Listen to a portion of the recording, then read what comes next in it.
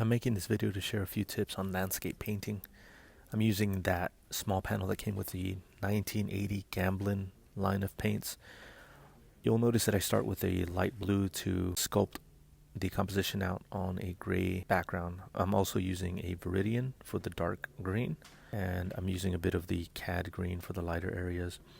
In each case with the greens, I am subduing the saturation using a bit of sienna, since that reddish brown is going to act as the complement to the green. And I'm trying to actively do that throughout the painting. Instead of adding black to darken areas up, I'm going to look for the complementary contrast color.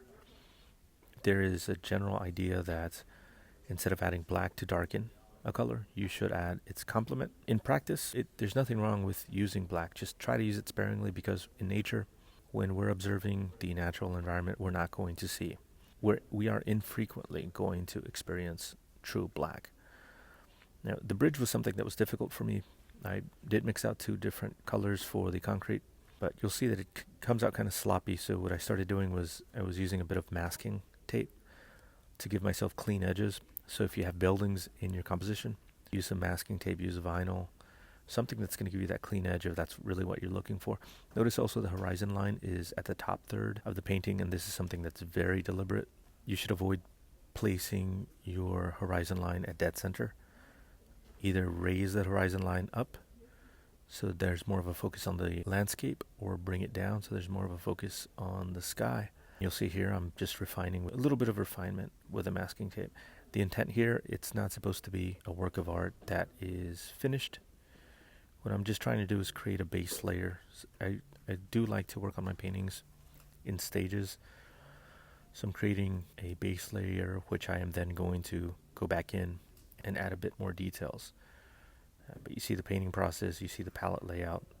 I'm using white, black, yellow, cat orange, a little bit of phthalo blue, a little bit of raw sienna, burnt umber, and cad green, and viridian. And within those mixtures, I'm just trying to be aware of saturation. Since it's supposed to be a cloudy scene, I don't want to really push saturation, because it's going to counteract and it's going to make it look like a sunny day, which was not the intent.